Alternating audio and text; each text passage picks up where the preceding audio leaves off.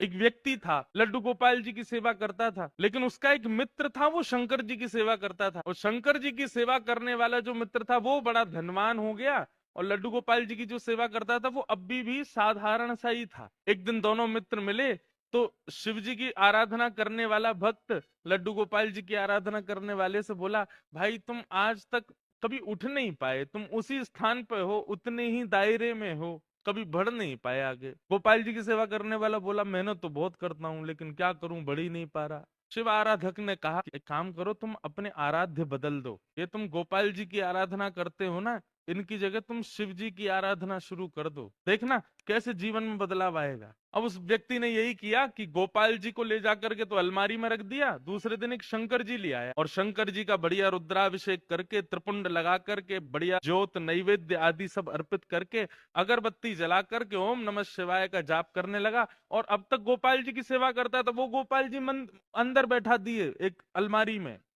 उनकी सेवा बंद। ओम नमः शिवाय का जाप करने लगा।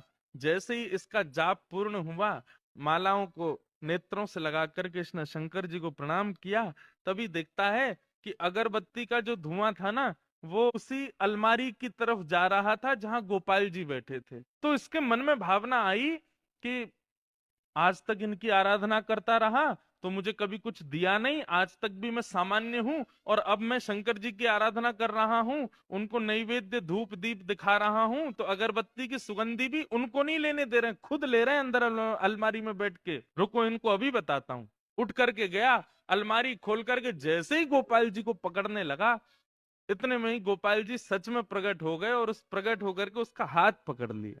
जैसे ही गोपाल जी प्रकट हुए, उस भक्त ने कहा, बोले भगवान आप प्रकट हो गए? बोले हाँ प्रकट हो गए। बोले तो फिर ये तो मैं सबको बता दूंगा कि भाई शिव जी की आराधना से गोपाल जी प्रकट होते हैं। गोपाल जी बोले, नहीं भैया, हम शिव जी की आराधना से प्रकट हुए ऐसी बात नहीं है। तुम शिव आराधना करो, सूर्य आराधना करो, चंद्र आराधना करो, किसी की भी आराधना करो, उससे हमको कोई दिक्कत नहीं है।